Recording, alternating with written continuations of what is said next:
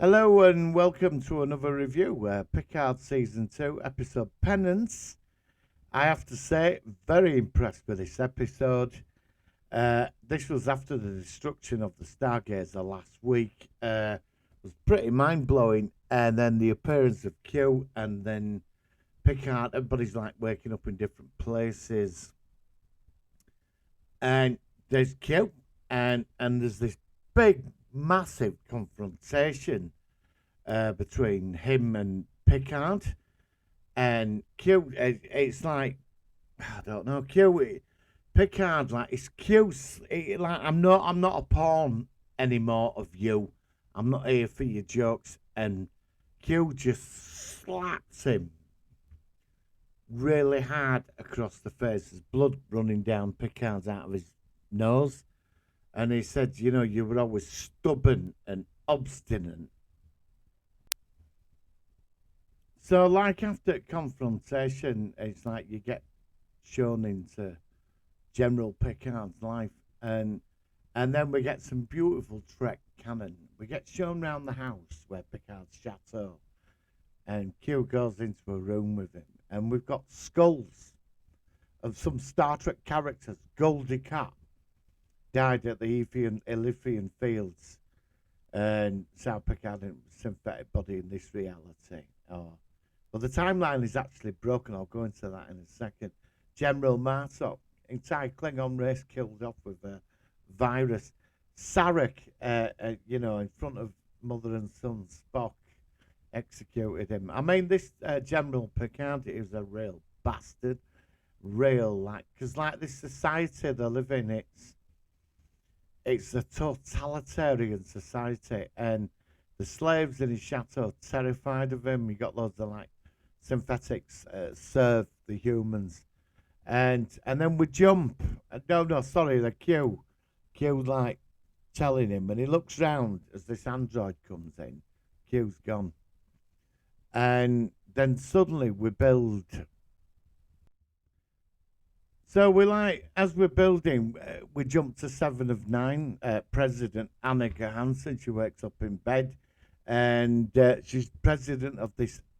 They're in a federation. It's an evil confederation that's annihilated most aliens in the galaxy.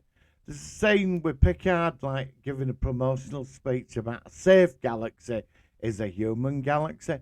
But she wakes up and she's married to this creepy dude. He's like a magistrate. And she don't remember stuff, and she has to play along, and then she finds Rios. He's in a battle with some Vulcan rebels, and she contacts him, and it's like they've took over the bodies of the people in this other timeline. And then we find Dr. Gerasi. She pops up. She's still a scientist, but they've caught a Borg Queen, which is quite cool actually, because she's it's just the torso on her head, but she can sense timelines and alternative reality. She knows that the timeline's broken. And then there's a terrorist attack by some Romulans, and Elnor's with him. You don't know where he is in this city. I think it's like Okinawa or Los Angeles. Skyscrapers being blown up in names of the Cardassians and Romulan and all this, but they get caught. Rafi's an undercover officer. Anyway, they all start coming together through situation. They all start finding each other, and then Annika, President 7, we call her President 7, she brings them all together with General Picard. So, they work this plan out, they all get together and they realise they need the Borg Queen. Q's disappeared, he's gone. But Picard tells him, he said there's something that doesn't seem right with Q. Is he ill? So is there something happened to Q? Is it last of his kind? I don't know. There's something going on with Q. I don't think he's not in control of this. And it's like the Borg Queen, they need her to travel back in time. So a lot of running about, actions. It works really well. This situation. I mean, it's nothing. They've done this before in science fiction, where they wake up in this future and they're in these other bodies, from their own timeline. And that's it. It would have been nice. I don't know. It would have been nice to have had the other characters running about. That would have sort of been interesting, but fair enough. So they come up with a plan. Rios turns up at Earth, and the Neat Borg Queen, and so like they've got this thing on Earth called Eradication Day, where they get all aliens and eradicate them in front of the public, and it's a big like spectacular. And obviously they get the Borg Queen out, they beam aboard Rafe's ship because Stargazer don't exist, and they're trying to make their escape. And the Confederation pursues them, and then there's like presidential override. That creepy husband and 2 Federation guards beam onto his ship, and basically that's where it finishes. Now, this episode, I have to say, was very good. It was up to the expectations of last week, and this is episode 2. Well, it's like, because Bob Quinn can see like temporal timelines and that, and Q's vanished. No doubt he'll turn up next week, but there's something not right with Q, and that's going to be interesting. But it's like, they've got to go back to 2024 because the Bob Quinn, because you see temporal. Whatever happened in 2024 created this Confederation future, this totalitarian thing.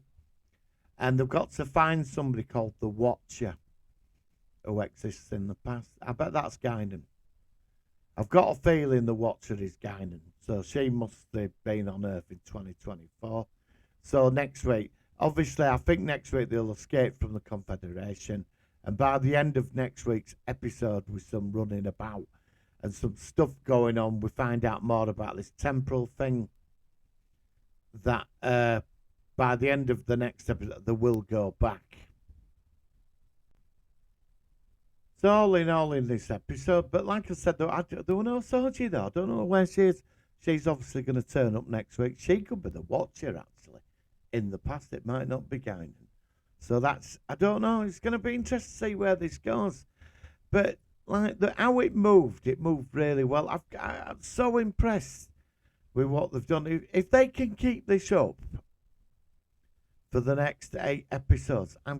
To me, last week, Star Trek were back in the first. When I saw the Stargazer Bridge and all that, it were like, finally, we're getting into the future at 24th century, you know? It's like we're finally getting there. So, roll on next week. All in all, fantastic episode. Enjoyed it.